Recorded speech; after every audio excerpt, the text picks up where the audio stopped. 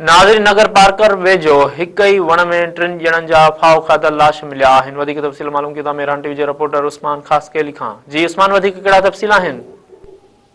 हाँ जी बिल्कुल, ही इंतहाई दिल दुखाईंदड़ वाक़ियो पेश आयो आहे। दानो दानल भरिसां टिन नौजवान जा कंडी जे हिकी वण में मुबैना तौर फाव ॾिनल लाश मिलिया आहिनि।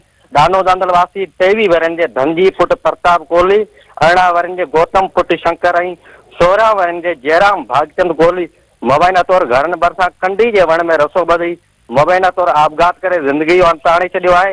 वाक़े जे इतला ते दानो दानल पुलिस आहे उहो वाक़े हंध ते पहुची टिनी नौजवान जा लाश पंहिंजे तहवील में वठी पोस्टमार्टम ऐं ज़रूरी कार्रवाई जे लाइ लाश आहिनि उहे तालका अस्पताल मुंतक़िल करे छॾिया। टिनी ॼणनि जे मुबैना तौर आपघात वाक़े जा कारण मालूम न आहिनि थी सघिया। जॾहिं ज़रियनि मूजिबि आपघात कंदड़ टई नौजवान पाण में वेझा दोस्त हुआ। गुज़िरियल राति देर सां मुबैना तौर घरनि भरिसां कंडी जे वण में रसो ॿधी इंतहाई क़दम खयो आहे।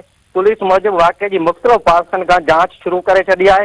इब्तिदाई जांच में वाक़ियो आपघात लॻी रहियो आहे, जॾहिं त पोस्टमार्टम रिपोर्ट अचण बैदि वधीक इंक्वायरी कई वेंदी।